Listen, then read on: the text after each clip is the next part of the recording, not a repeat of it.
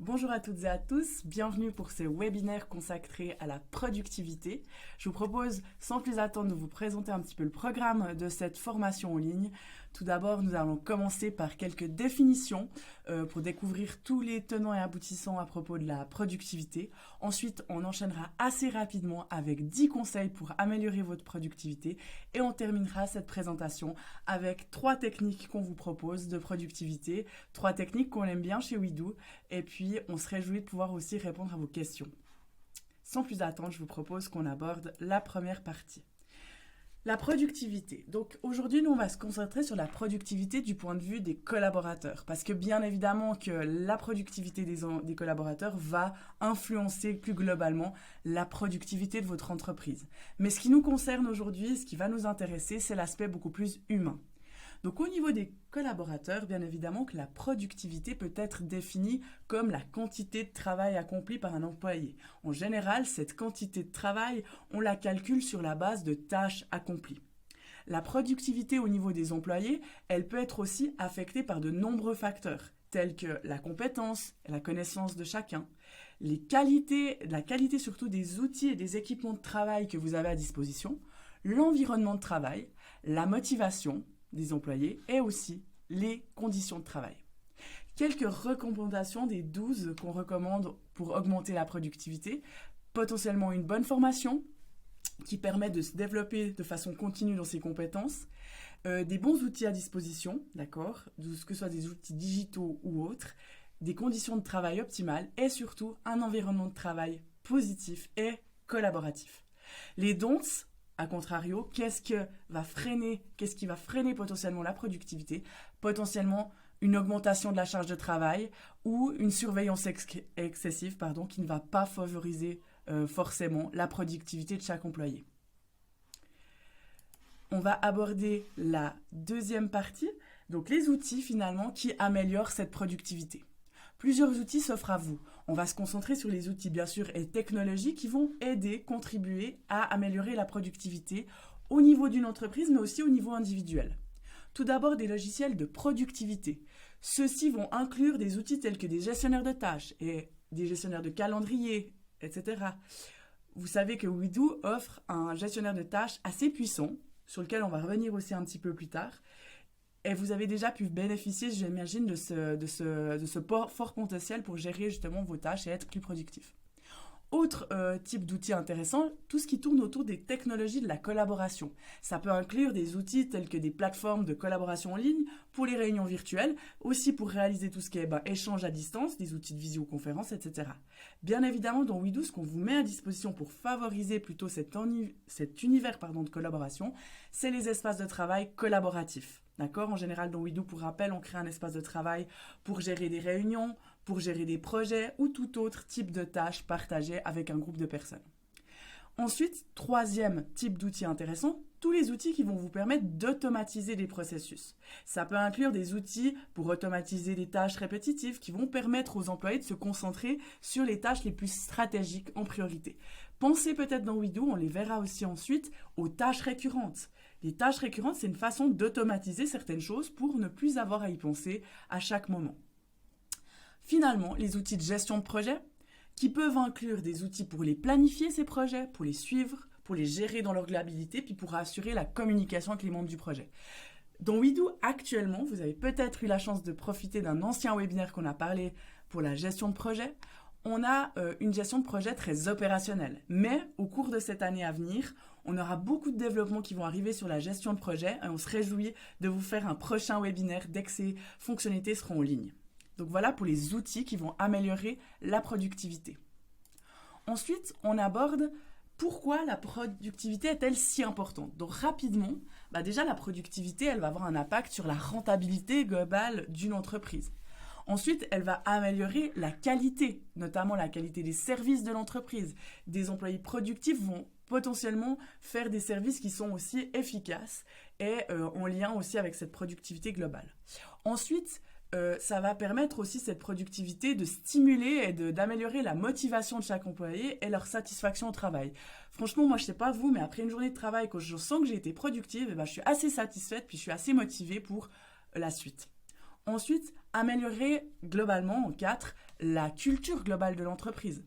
Parce que finalement, des équipes productives, ça aussi transpire d'une bonne culture d'entreprise et ça montre que finalement, quand on tire tous à la même corde et puis qu'on arrive à être productif et efficace, eh bien, on a une culture assez saine.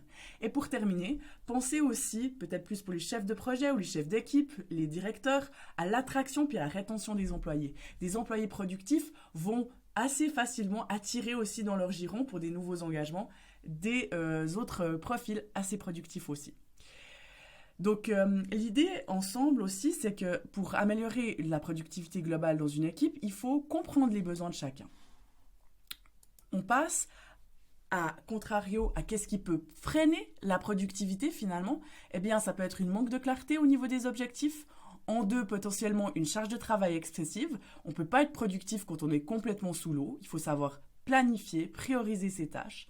Un manque de ressources. Souvent, si on n'a pas les bons outils, les bonnes ressources internes, on ne peut pas vraiment être productif. En 4, potentiellement des distractions, des interruptions. Pensez aussi au fait que quand vous êtes tout le temps distrait par des emails, des appels téléphoniques, des notifications sur son smartphone, ça va distraire et ça va vous freiner dans votre productivité quotidienne. Donc peut-être essayez de vous concentrer sur une tâche à la fois en essayant de mettre de côté les distractions. En 5, on a aussi l'environnement de travail qui est important pour la productivité. Il faut avoir un éclairage suffisant, une bonne acoustique, un espace de travail pas trop encombré. Ça va vraiment contribuer à la productivité de toutes et tous. Et pour terminer, l'absence de reconnaissance et de soutien d'un chef de groupe, d'un directeur, ça peut aussi altérer assez fortement la productivité des employés. Un petit encouragement, une félicitation, ça peut toujours redonner un petit peu du baume au cœur et encourager l'employé à rester productif. Finalement, pour résumer, quelques tueurs de productivité au niveau du temps. Trop de pauses, peut-être, ou des réunions inutiles, ça on le dira jamais assez dans WeDo, mais réfléchissez vraiment à la raison de faire une réunion, une charge de travail trop importante ou des activités non essentielles. Dans une journée, vous ne pouvez pas tout faire. Peut-être sélectionner celles qui sont vraiment essentielles pour avancer puis être productif le jour même. Au niveau de l'énergie, être trop perfectionniste, c'est peut-être un peu rigolo de le dire comme ça, mais oui, être trop perfectionniste, ça nous empêche des fois d'être productif. On ne peut pas faire les choses toujours parfaitement. On peut aussi des fois se contenter des choses bien faites sans qu'elles soient parfaites. Trop de stress, trop de bruit, pas assez de repos. Au niveau de l'énergie, ça va aussi nous freiner au niveau de la productivité. Et finalement, au niveau des objectifs, c'est pas savoir dire non. Oui, ça nous empêche d'être hyper productif. Ne pas savoir se fixer des priorités. Avoir des distractions trop nombreuses à cause des notifs. Et peut-être des outils aussi peu adaptés. Au niveau des objectifs, ça peut freiner vraiment cette productivité. Et finalement, les bonnes pratiques, plutôt, je dirais, pour rester productif et productive, au niveau du temps, des horaires de travail fixes, mais peut-être aussi flexibles, pouvoir faire un peu de télétravail et aussi du travail depuis le bureau, c'est aussi assez agréable. Des réunions utiles uniquement, gérer la durée des réunions. Je vous rappellerai après que dans WeDo, vous pouvez le faire. Au niveau de l'énergie, n'oubliez pas que pour être productif, il faut faire assez d'exercice. Il faut peut-être un sommeil suffisant. Savoir aussi parfois s'amuser au travail, parce que ça aussi, ça nous permet d'avoir des petits moments de décompression et de revenir après avec plus d'entrain et d'énergie. Des pauses conscientes. Souvent, quand on fait des pauses au travail, on a tendance à être un moment sur son smartphone, de nouveau vers un écran. Et puis finalement, on n'est pas conscient qu'on est vraiment en pause. Donc, une petite pause, prendre l'air, discuter un moment avec un collègue, mais d'être conscient qu'on est en pause, c'est important. Une bonne atmosphère de travail et pour finir, des contacts sociaux. Parce que le télétravail, c'est sympa, mais les contacts sociaux au bureau, c'est quand même vachement encourageant pour la productivité. Au niveau des objectifs, viser la gestion des tâches, viser des objectifs clairs et réalisables en une journée, une répartition claire des rôles. Pensez simplement aux rôles dans les réunions. Pour qu'une réunion soit efficiente, on a les rôles bien établis. Qui rédige le PV, qui va noter tel ou tel point, quand est-ce qu'on prépare les choses. Ça, c'est aussi important pour être productif, des rôles définis. Et finalement, pour terminer, une routine globale positive. On aborde maintenant, et on va rentrer aussi dans la partie plus démonstrative sur WeDo, avec les 10 conseils pour favoriser la productivité. On va tout d'abord des conseils pratiques, c'est-à-dire vraiment avec une vue parallèle avec WeDo, avec des petites démos. Donc pour commencer, Premier conseil, établir des objectifs clairs. Alors les objectifs, ils peuvent passer par une gestion des tâches claires, une gestion des réunions claires. Assurez-vous que vos objectifs d'entreprise et les tâches spécifiques des employés, elles soient clairement définies, notamment dans WeDo. Organisez des réunions d'équipe pour définir clairement des objectifs et prioriser vos tâches. Alors si on regarde un petit peu ça dans WeDo, si je reviens un petit peu à mon environnement de démonstration, je vois que je parlais des réunions. Pour avoir des objectifs clairs, il faut des réunions d'équipe. Et puis même si vous avez l'habitude de ne pas forcément faire des réunions dans votre équipe, peut-être ce serait bien d'en faire une par mois, une toutes les 2 semaines, pour être sûr qu'on atteint toujours et puis qu'on a un peu les mêmes objectifs en commun. Par exemple, vous voyez que dans les équipes que j'ai là en gras à mon écran, j'ai dans chaque équipe un espace de type réunion. Donc j'ai les réunions hebdomadaires pour l'administration, le comité de direction pour la direction, les réunions IT pour l'informatique et les entretiens du personnel pour les RH. Donc ici, si je vais dans ma réunion hebdomadaire pour l'administration, à l'administration, vous me direz, peut-être qu'on n'a pas besoin de faire une réunion. Certes, mais une petite réunion toutes les 2 semaines pour faire le point avec ses équipes, c'est jamais de trop. J'ajoute une réunion qui va s'appeler réunion admin. Elle va avoir lieu, comme je vous ai dit, chaque 2 semaines. Le vendredi, c'est pas mal. On se retrouve tous au bureau, 14h30, 15h, une petite heure, même que 30 minutes. Ça peut être aussi une petite séance qui dure une trentaine de minutes pour faire le point. Et puis, ne vous embêtez pas avec des ordres du jour complexes pour les réunions d'équipe. Pour les objectifs, vous pourrez avoir des objectifs très simples. Une thématique pour faire un petit tour de table, avec tous les avis de chacun. On pourrait avoir une thématique justement avec les objectifs à venir. Une thématique avec les tâches urgentes des 2 prochaines semaines. Et finalement, une dernière thématique de conclusion et de réponse aux questions de l'équipe. Vous avez vu que c'est très simple finalement. J'ai 4 points à l'ordre du jour que je vais pouvoir faire défiler au fur et à mesure pendant ma réunion pour prendre les petites notes lors de ces échanges. Une réunion dans WeDo, elle n'a pas besoin d'être complexe avec des ordres du jour, avec beaucoup de sections, etc. Vous pouvez faire quelque chose de très simple. Donc ça, pour définir les objectifs d'une équipe, c'est super. Et finalement, je vous parlais de prioriser les tâches dans ce point-là. Donc effectivement, vous pouvez aussi, grâce à cette baguette magique, prioriser vos tâches rapidement en cliquant sur la baguette, en cliquant sur prioriser et en définissant les priorités de chaque tâche. Celle-ci, c'est une tâche importante et urgente. Celle-ci, c'est une tâche un petit peu moins importante et urgente, et ainsi de suite. Je reviens ici à mon déroulé. Deuxième objectif, encourager la communication. Et WeDo, je pense que vous le savez déjà, si vous l'utilisez, c'est un outil qui est favorable à ça. Favoriser la communication des employés, aussi pour éviter certains malentendus et pour améliorer la communication. Souvent, quand on a des malentendus, des erreurs dans les processus et tout, c'est qu'on n'a pas forcément assez communiqué sur l'idée. Donc, comme je vous ai dit dans WeDo, on crée des espaces de travail pour chaque équipe en fonction de leur cahier des charges. Donc, si je reprends un exemple, pour la direction, j'aurai un espace de travail pour la gestion des réunions de la direction, un espace de type projet pour un projet qui est en cours, développement durable, un espace pour gérer les objectifs sous forme de tâches et un espace pour gérer un autre projet. Vous avez vu que pour chaque équipe, j'ai des espaces dédiés pour gérer vraiment le cahier des charges de chacun. Finalement, organiser des réunions pour faire des points de situation, comme je vous ai montré, vraiment ces petites réunions d'équipe, et pensez surtout, qu'on oublie souvent pour la communication, aux commentaires de tâches. Je vous rappelle que sur chaque tâche, vous retrouvez un système de commentaires tout en bas du volet de détail. Les commentaires dans WeDo, c'est simplement un système de chat interne à chaque tâche. Donc, plus besoin de s'appeler ou de s'écrire un mail pour parler d'une tâche, pour parler de l'actualisation des logos, par exemple, ma tâche en question. Je peux échanger tout simplement avec ma collègue Myriam. Vous voyez qu'ici, on a pu échanger très facilement. Donc, la communication à travers les tâches se fait aussi grâce à ce volet de détail et à l'onglet commentaires. Ensuite, utilisez les bons outils. Troisième recommandation pour gagner en productivité. Assurez-vous, si vous êtes chef d'équipe, que vos employés disposent des bons outils pour accomplir leur travail efficacement. Mais ça passe pas seulement par des outils, des logiciels comme WeDo, ça passe aussi par la qualité finalement de l'ordinateur, la qualité des outils que vous utilisez. Parce que finalement, trop souvent, je me retrouve confrontée à des clients qui sont freinés dans leur productivité journalière Pas à cause des outils logiciels qu'ils utilisent, mais à cause d'un ordinateur peu performant qui a un petit peu de la peine. C'est votre outil métier. Si vous travaillez dans de l'administratif toute la journée derrière un ordinateur, c'est votre outil principal, votre ordinateur. Donc, essayez de fournir aussi à vos équipes ou de réclamer, si vous êtes un employé, un outil performant si le vôtre a tendance à un petit peu être fatigué. Dans Weedoo, globalement, qu'est-ce qu'on vous propose si je reviens plutôt aux bons outils en termes de logiciel informatique? Eh bien, Weedoo, c'est quand même un outil ultra dédié à la productivité des équipes.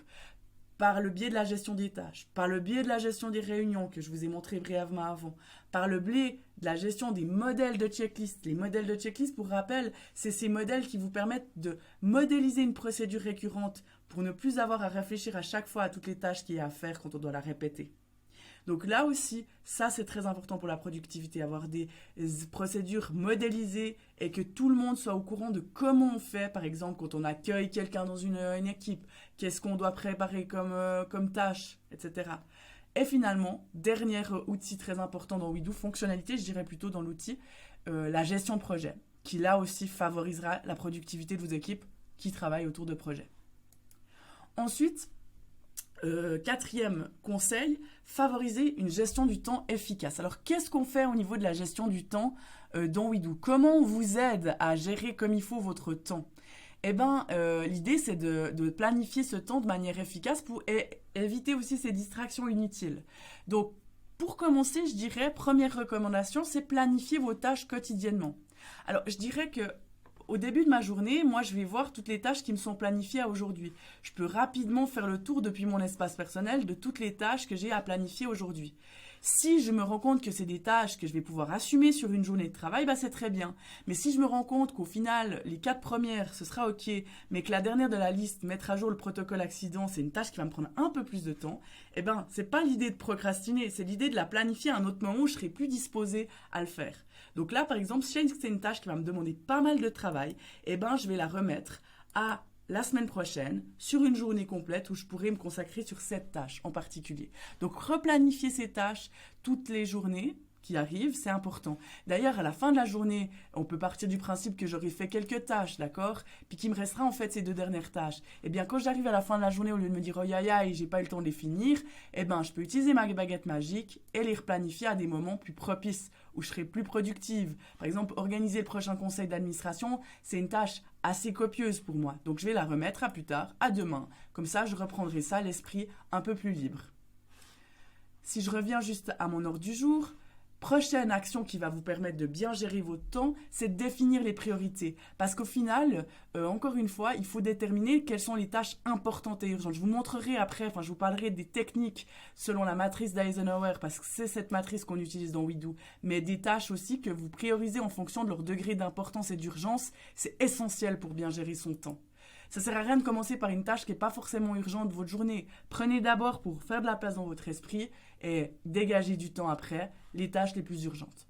Et pour terminer, paramétrez aussi vos notifications. Ça vous permet aussi de bien gérer votre temps puis de ne pas être distrait aussi quand il ne faut pas. Donc, petit rappel, si vous allez dans vos paramètres ici tout en haut, puis que vous allez sous notifications, eh bien vous pouvez définir quand est-ce que vous voulez être notifié. Je précise ici, on gère les notifications par email parce que Weedoo va se permettre de vous écrire 2 types de notifications par email.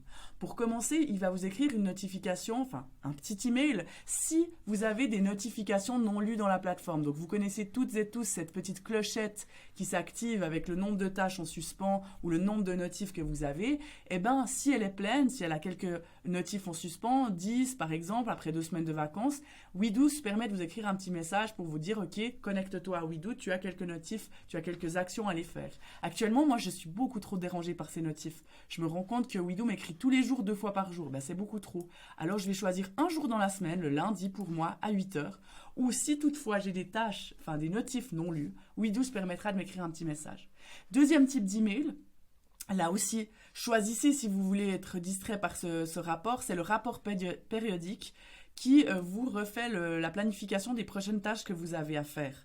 Moi, au début que j'avais Weedoo, je l'avais laissé hebdomadairement, parce que j'avais tendance à oublier que je pouvais aller voir mes tâches dans Weedoo. Mais quand vous êtes des experts Weedoo, puis que vous vous connectez tous les jours, peut-être vous pouvez désactiver cette partie-là. Et puis, vos rapports périodiques par email, vous ne les recevrez plus. Mais par contre, quand j'irai dans Weedoo, eh bien, je verrai toutes mes tâches planifiées si je les trie bien aussi par date planifiée. D'accord? Ensuite, dernière chose peut-être pour gérer du temps, plus en lien avec une réunion. Et je vais prendre cette fois-ci l'exemple de la réunion du comité de direction que je suis également. N'oubliez pas que dans WeDo, sur une thématique, vous pouvez déterminer combien de temps vous voulez attribuer à chaque thématique. Alors, je pourrais le faire manuellement sur chaque thématique en cliquant sur le bouton Durée, puis en déterminant que cette thématique intro, on va faire 1 minute d'introduction, d'accord? Et du moment où je détermine l'heure, donc la durée de ma thématique, ça va se calculer en fonction de votre heure totale. Donc là, j'ai 1 heure à disposition pour cette réunion, et puis ça va me montrer à quelle heure je dois commencer mon point suivant pour respecter mon timing. Alors là, vous allez me dire, bon, je ne veux pas le faire manuellement pour toutes. Eh bien, vous utilisez la répartition qui va se faire une répartition un petit peu, pas aléatoire, mais de façon uniforme sur toutes vos thématiques. Donc là, j'aimerais qu'on fasse maximum 5 minutes par thématique. Et vous voyez d'ailleurs qu'en faisant cette répartition, si je veux respecter mon horaire, ça ne joue pas vraiment parce que là, j'ai 1h20 totale répartie alors que j'avais prévu qu'1 heure pour ma réunion. Alors soit vous rallongez votre réunion ou mieux encore, vous réduisez certains temps à dispo sur chaque partie. Typiquement, maintenant que j'ai réparti tout ça, je vois que pour l'introduction, j'ai 5 minutes. Non, c'est un petit peu trop 5 minutes. Alors pour l'intro, 2 minutes, ça suffira. Pour la révision du PV, je pense que 1 minute même, ça suffira. Donc là, je vais faire réduire peu à peu la durée totale de mes thématiques, parce qu'il y en a quand même qui durent moins que 5 minutes. D'ailleurs, vous voyez ici, je suis presque dans les temps. Donc bon, il me reste 9 minutes de plus, c'est assez correct. Je vais simplement aller modifier et puis on va terminer à 15h15 au lieu de 15h. C'est encore correct, 1h15 de réunion. Je trouve que c'est pas mal. Et là, vous voyez que j'ai 1h09 répartie sur mes 1h15. Donc, on aura même quelques minutes pour respirer entre les différentes thématiques. Donc, voilà, dernière étape pour bien gérer votre temps dans WeDo. Ensuite, dernier conseil très pratique que vous pouvez mettre aussi en application dans WeDo pour être productif, c'est créer un environnement de travail flexible. Alors, WeDo, on l'a souvent répété, mais c'est un outil qui se prête autant au travail sur site, dans vos entreprises, que quand vous faites du télétravail, si vous avez la chance d'en faire. Oui, parce que WeDo, c'est un outil 100% en ligne. Donc, que vous soyez depuis chez vous ou depuis le bureau, vous pourrez faire la même chose.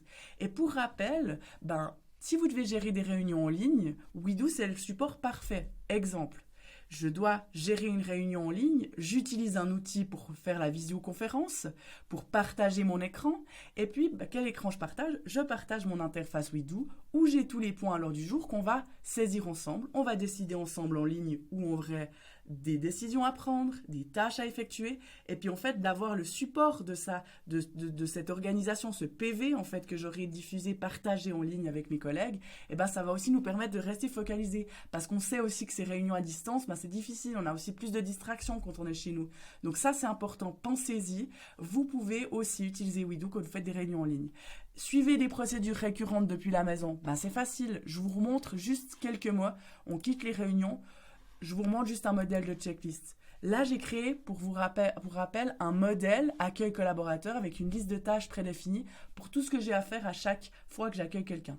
Moi, je suis assistante RH et je travaille 2 jours par semaine à la maison. Mais quand je travaille à la maison, j'ai pas envie de chaque fois devoir appeler mes collègues pour leur demander où on en est pour la procédure d'engagement de tel ou tel collègue. Alors, ce que je fais, simplement, je vais dans mon modèle et comme on l'a modélisé dans WeDo, si j'ouvre la checklist de Didier Laguerre, je vois exactement où on en est. Et je peux continuer depuis la maison à faire quelques tâches. D'accord ? Pour autant que ce soit des tâches que je puisse faire à distance, bien évidemment, parce que donner un badge ou encocher une caution en vrai, ça va être difficile. Mais bien évidemment que si c'est des tâches qui sont typiquement comme les premières, faire signer le contrat de travail, bon, alors une signature, ça peut être une signature en ligne, mais peut-être plus rediriger la carte de bienvenue, créer le contrat de travail, des tâches comme ça, je pouvais les faire depuis n'importe quel endroit. Donc c'est aussi sympa de voir où on en est dans ces procédures, que je travaille à distance ou sur site. Et collaborer à l'aide des tâches, la même chose, au lieu de se téléphoner, au lieu de se écrire un mail, que je sois depuis la maison ou pas, je peux écrire une tâche, je peux assigner une tâche à ma collègue. Par exemple, il faut aujourd'hui que je demande à ma collègue de relire le PV du dernier comité de direction.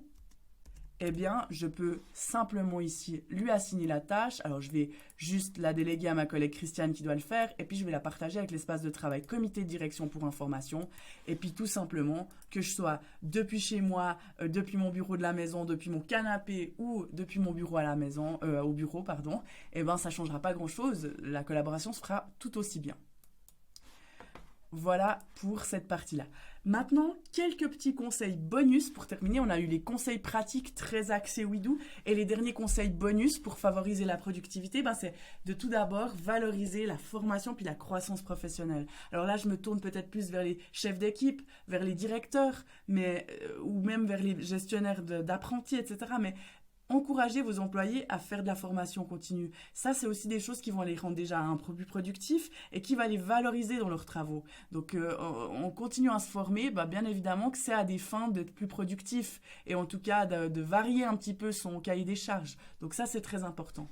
Ensuite, conseil suivant, favoriser la bonne qualité de vie au travail. Créer un environnement de travail agréable qui stimule les employés. Ça passe par un éclairage adéquat, par des espaces de travail confortables, aérés, etc. On sait aussi qu'avec le Covid qui est passé par là, c'est important ce contexte de où on travaille, qu'on travaille depuis chez nous. Si vous êtes chez vous en télétravail, c'est la même chose. On se concentre, on fait une espèce de pièce qui est consacrée au travail, parce que de travailler dans sa chambre, on n'a des fois pas toujours le choix, mais c'est pas idéal. De travailler sur la table de la cuisine, c'est pas idéal. Essayez, si vous avez l'opportunité, de vous faire un coin où vous savez que quand vous vous rendez à cet endroit-là, c'est comme si vous étiez au travail. Ça, c'est important aussi pour être productif. Soutenir la reconnaissance et la récompense. Alors ça, c'est très humain comme recommandation, mais honnêtement, une petite félicitation, un remerciement, ça passe aussi par là, ça aussi, ça booste les employés, ça leur permet d'être plus productifs. Parce que quand on sait qu'on a été récompensé, pas forcément récompensé, mais reconnu en tout cas dans ce qu'on a accompli, on aura d'autant plus envie de réexploiter cette productivité pour une prochaine tâche. Finalement, alors avant-dernier conseil, favoriser la motivation. Donc c'est un peu la même chose qu'avant, mais c'est aussi par la création vraiment d'un bon environnement de travail, mais aussi par le feedback régulier sur le travail. Ça c'était bien, ça tu pourrais améliorer, ça c'était pas mal, mais là je te demanderai de faire attention à ce point-là pour la prochaine fois. Ça aussi, ça encourage, parce que quand on n'a pas de feedback, on n'a pas l'impression d'avoir été productif, et puis on n'a pas forcément envie de l'être plus la fois d'après. Pour terminer, des choses toutes simples, mais promouvoir la santé et le bien-être au travail, c'est essentiel. Donc favoriser l'activité physique, peut-être même pendant une journée de travail, d'accorder des petites pauses pour aller faire un peu un massage, pour aller faire des choses comme ça, avoir des horaires de travail flexibles pour permettre ça, ça encouragera vos gens à être productifs. Parce que quand on n'a plus la tête à travailler, parce qu'on a la tête comme ça, parce qu'on sort de séance, d'aller prendre quart d'heure de pause, d'aller s'aérer, ça va de toute façon nous permettre d'être plus productifs. On aborde la dernière étape de ce webinaire, la productivité selon WeDo à travers 3 techniques. Alors, il y en a peut-être que vous connaîtrez déjà. La première, je suis sûre que vous la connaissez parce qu'elle est intégrée en fait à WeDo. Pour rappel, donc la matrice d'Eisenhower, c'est un système de gestion du temps qui va classer les tâches en fonction de leur urgence et leur importance. Ça a été nommé, pour la petite histoire comme ça, grâce à un président américain, un ancien président américain, Dwight D. Eisenhower, qui l'a utilisé pour gérer son temps. Et vous imaginez bien qu'il en avait bien besoin, vu son cahier des charges de président d'un des plus grands pays du monde. Donc le principe d'Eisenhower, déjà pour rappel, des fois on l'oublie, mais le principe d'Eisenhower, il faut l'appliquer à soi, c'est-à-dire à vos tâches, à répartir en fonction de vos critères de priorité et d'urgence. Ça, c'est important parce que moi, souvent, j'ai l'impression que les gens, quand ils attribuent des tâches dans WeDo, ils mettent déjà une priorité. Alors, vous pouvez, si c'est comme ça que vous travaillez chez vous, mais c'est aussi assez sympa de laisser la priorité à celui qui est responsable de la tâche. Et il la priorisera en fonction de son planning.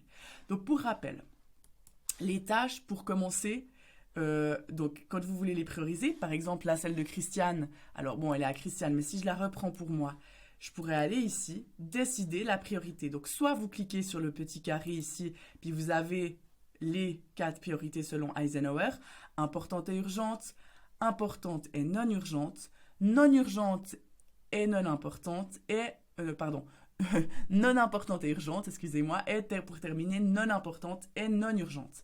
Et là, vous pouvez soit la définir ici, ou aussi ici, ou mettre pas de priorité, c'est comme vous le souhaitez. Petit explicatif pour vraiment savoir qu'est-ce qu'on considère comme urgent, important, etc. Tout d'abord, les tâches urgentes et importantes, c'est les tâches que vous devez accomplir immédiatement. Donc, je dirais dans la journée, voire le lendemain maximum. Importantes, mais non urgentes, la catégorie orange dans WeDo, c'est les tâches qui doivent être planifiées pour être accomplies avant qu'elles deviennent urgentes. Donc, à planifier, je dirais, dans la semaine, dans les jours proches. Finalement, l'avant-dernière catégorie, urgente, mais non importante, la catégorie jaune. Alors ça, c'est plutôt des tâches qui ne sont pas urgentes, enfin qui doivent être urgentes, mais qui ne sont pas importantes pour vous.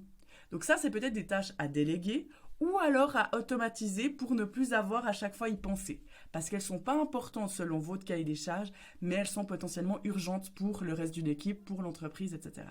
Et la dernière catégorie, celle que j'aime assez, la catégorie verte, avec le petit café dessus, parce que vous la voyez bien. D'ailleurs, si je vous montre juste, c'est celle-ci, hein, d'accord ? Donc, cette catégorie, c'est les tâches ni urgentes ni importantes. Vous allez me dire, mais pourquoi on les liste ? Eh bien oui, effectivement. Si au bout d'un moment, vous vous rendez compte qu'au bout de 3 semaines, vous avez toujours une tâche qui est là, puis vous n'avez pas envie de lui donner une autre catégorie, bah peut-être vous pourriez l'éliminer ou la reporter. Ou mieux, moi ce que je recommande, c'est qu'on constitue avec cette priorité verte une boîte à idées. Finalement, moi, toutes mes tâches qui sont en vert ici, il n'y en a pas beaucoup, hein, parce que pour l'instant, visiblement, je n'ai pas énormément d'idées, mais typiquement, cette tâche, baisser la consommation générale de papier, c'est un objectif et je l'ai catégorisé en vert. Ça veut dire que le jour où j'ai un peu plus de temps pour me mettre sur mes boîtes à idées, je peux ouvrir ma catégorie verte, je peux même trier mes tâches en fonction des priorités et j'aurai toutes les tâches non importantes et non urgentes, les vertes, qui viendront ici. Et je pourrais décider soit de les réaliser enfin ou de les supprimer si ce n'est pas vraiment pertinent. Donc voilà pour la matrice d'Eisenhower que vous connaissez sûrement déjà. Prochaine technique, Getting Things Done. Donc ça, c'est une technique qui est adaptée d'un livre, j'ai oublié maintenant l'auteur, mais si vous tapez ça sur Google, vous allez retrouver l'auteur qui a écrit ce livre. Et c'est des étapes qui vous permettent aussi de vous organiser à travers vos tâches. Donc, on procède par étapes. D'abord, on va lister tout ce qu'on a à faire. Donc, moi, je vous fais une petite recommandation. Vous prenez même un bloc-notes. Là, j'autorise le bloc-notes. C'est juste pour mettre des mots-clés, d'accord, de tout ce que vous aimeriez faire.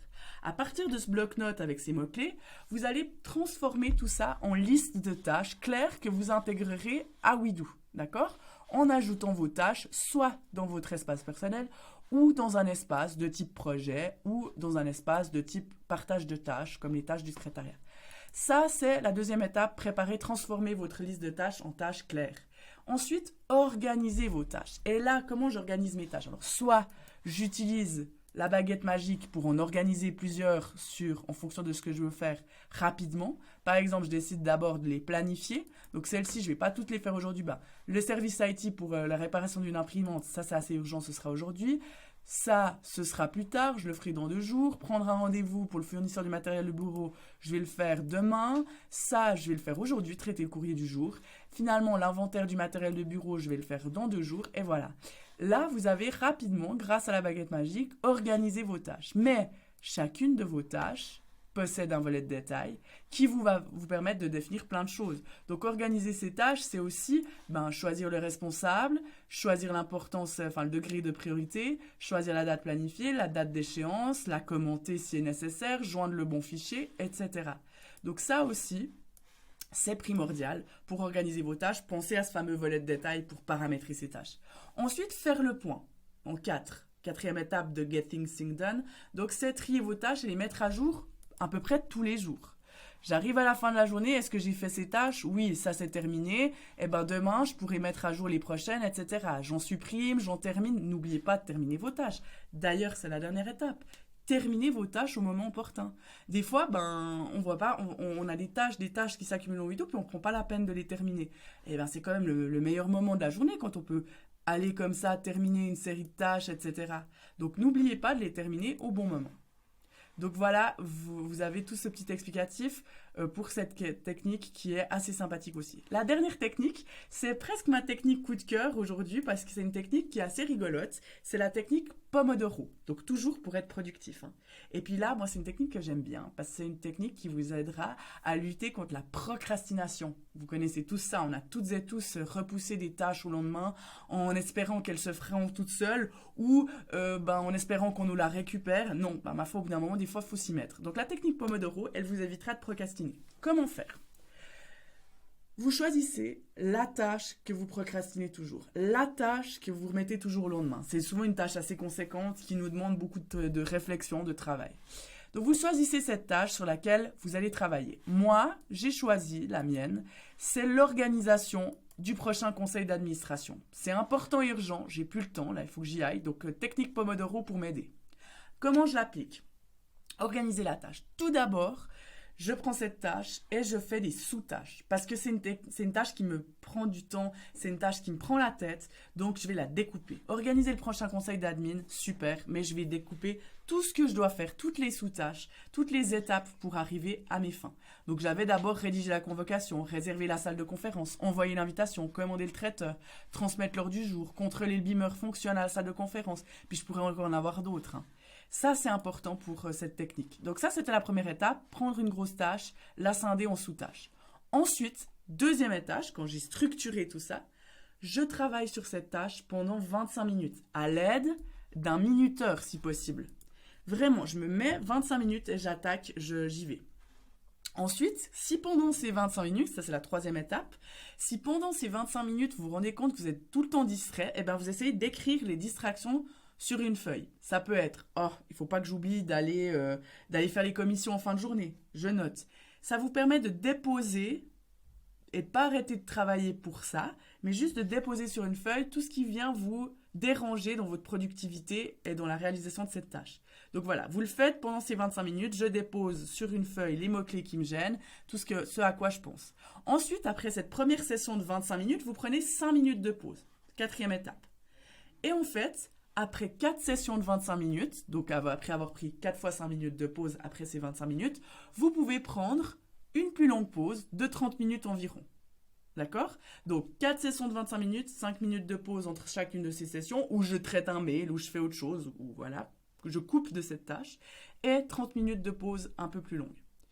Il faut, l'astuce en fait de cette technique Pomodoro, c'est de s'assurer qu'une grande tâche, elle soit organisée en petites actions, ces fameuses sous-tâches.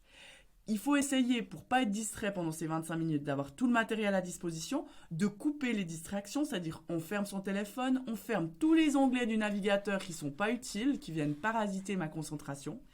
Et si vous avez de l'énergie, petite astuce finale, vous pouvez remettre votre minuterie sans faire de pause, puis enchaîner des sessions de 25 minutes, puis faire une plus longue pause après 2 sessions de 25 minutes, 3 sessions de 25 minutes. Si les sessions de 5 minutes entre deux, elles ne vous sont pas utiles, vous ne les faites pas, puis vous ferez une plus longue pause après. Mais surtout, ce qui est important, c'est de garder ce bloc de 25 minutes où je suis concentré et je ne décroche pas. Voilà. Ça, c'est la technique Pomodoro pour finir. Voilà, on arrive déjà à la conclusion de ce webinaire que j'ai été ravie de vous présenter. Donc en conclusion, la productivité, c'est un facteur clé pour la réussite d'une entreprise, puis elle dépend de nombreux facteurs, tels que des objectifs clairs, on en a parlé d'abord, une communication efficace, les bons outils, le bon matériel, une bonne qualité de vie au travail, une gestion du temps efficace, des formations et la valorisation de la croissance professionnelle, un environnement de travail flexible, télétravail, travail au bureau, des reconnaissances et peut-être des récompenses quand il le faut, de la motivation, de la santé et du bien-être au travail, ça c'est essentiel pour être productif. Ensuite, dernière conclusion pour aujourd'hui, comment je loupe mon final, c'est dommage. Comment WeDo peut vous aider à rester productif? Eh bien, grâce à des tâches bien organisées, grâce à des réunions préparées, organisées et suivies, grâce à des notifications correctement paramétrées pour ne pas vous envoyer trop de mails et vous embêter, et en définissant, pour finir, pas oublier ces fameux modèles de checklist, en définissant des listes prédéfinies sur la base de modèles pour gérer toutes vos procédures récurrentes. En bref, en collaborant en toute simplicité. Alors, si vous avez des questions, n'hésitez pas à nous contacter via le support de la plateforme ou à nous écrire un email à info@wedo.com et on se fera un plaisir de vous répondre. Je vous souhaite une merveilleuse fin de journée. Au plaisir.